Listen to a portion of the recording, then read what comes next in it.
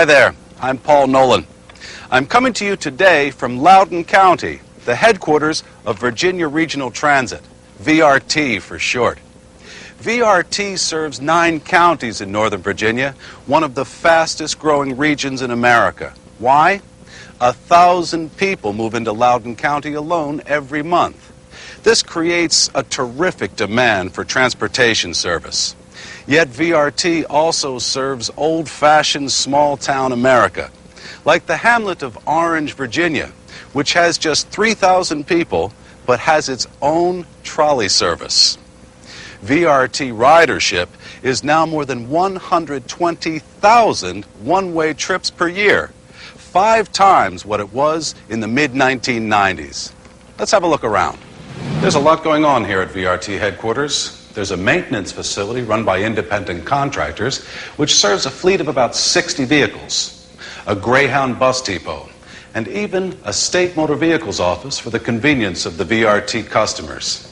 This state-of-the-art complex was built in 2002 with a combination of private and public funds, and it's already paid for.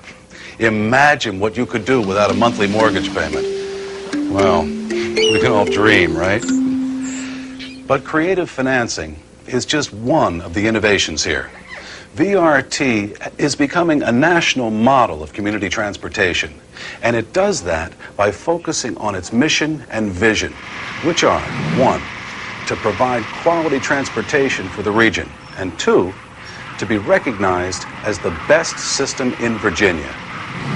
But in the fast-paced world of community transit, it's not always easy to stay focused on your mission and vision. Policies and procedures, rules and regulations, and mountains of paperwork can always slow you down.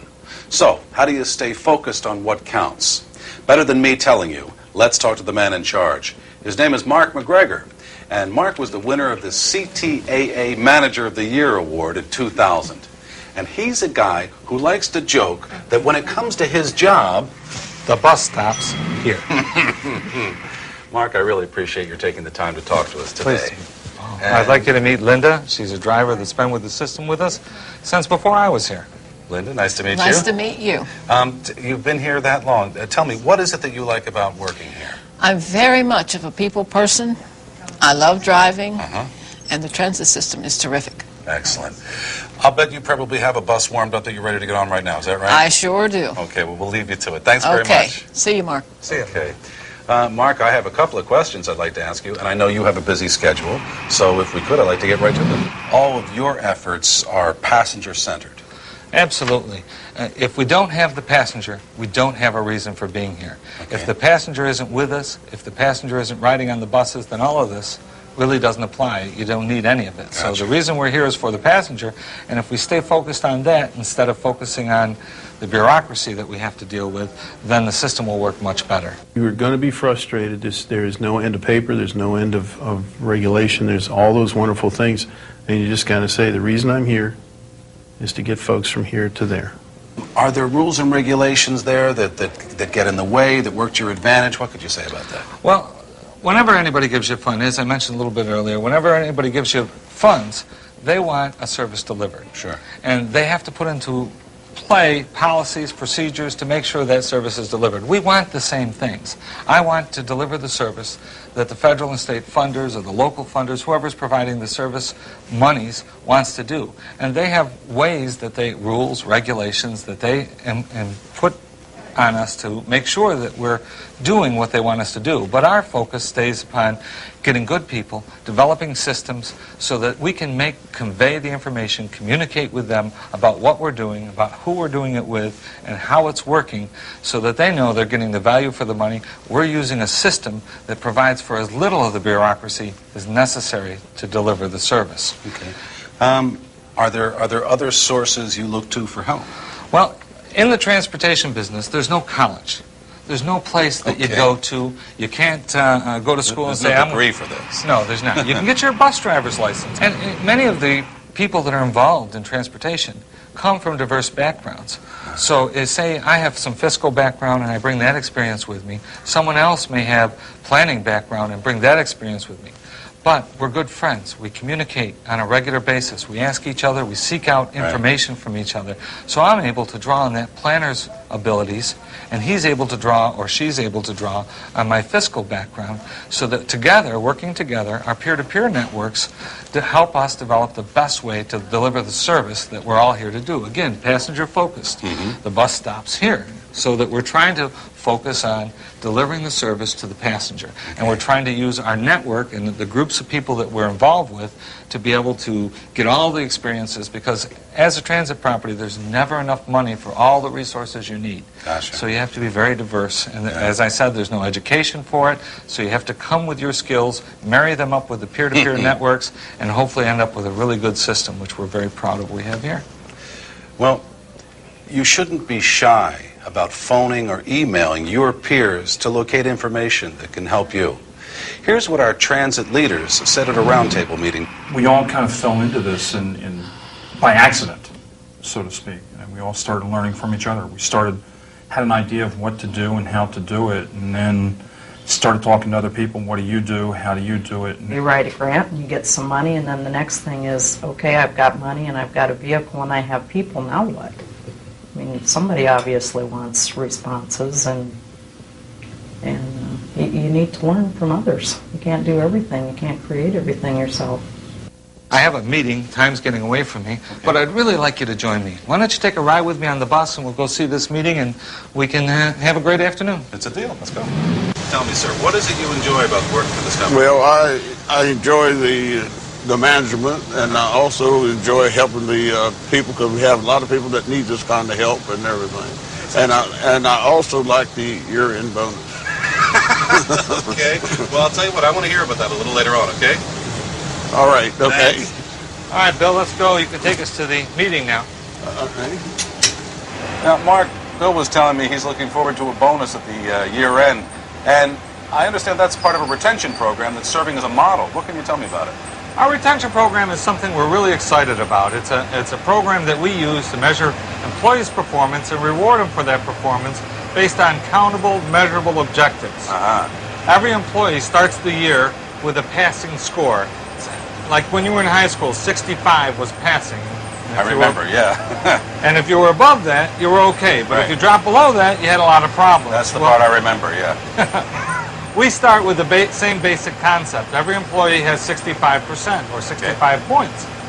And then throughout the course of the year, as they complete measurable performance objectives, they either are awarded points or have points deducted. For instance, if you attend all of the training, you get 20 additional points to your score.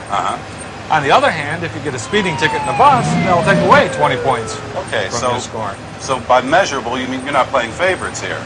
No, it's all things that are easily measured. Excellent. Then at the end of the year, the supervisor sums up all the points, and that's converted to a percentage. So you can't have any more than 100 points or 100%, but that percentage is applied then to a fixed amount of money based upon the number of years of service that you have. And that percentage is applied. So if you have 80%, you get 80% of whatever bonus money is available. And we pay that out at a particular time. And the reason we do that is because for our employees at year end or at Christmas time, cash is a critical issue. And we pay that out in the first week of December, so that right at the time when the employee needs the funds the most, they have a lump of cash available for them to do what they need to do. And we feel that that helps the employee appreciate the organization and helps the employee stay with us. That's terrific. You know, running an operation like VRT calls for adapting service models to meet changing needs. Mark and his management team know their future and the future of their passengers can be affected by political, fiscal, and regulatory changes, or something they can't even expect. Let's hear what our transit leaders had to say about recognizing and adapting to change. Things are always changing. I mean, you can run a bus in an area today that 5 years from now Walmart may have moved, 3 miles down the road, and then nobody wants to go to this area anymore. But I mean, it's always constantly changing. You have to be really flexible and really meet the needs of your customers. That's a really important point. It's absolutely critical that you be flexible. The key is to recognize change and move with it. Otherwise, your transit system could be left behind. Hey, where are we headed here, Mark? Well, this is where my meeting is, my Rotary luncheon. Would you like to join us? I'd be happy to. Thanks a lot. So, Mark, do you get out in the community much? Getting out in the community is absolutely essential.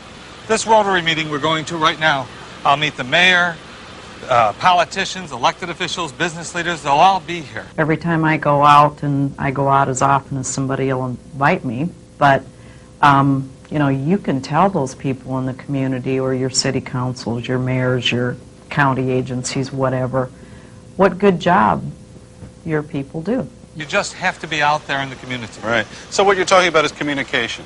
So how does this affect marketing as well?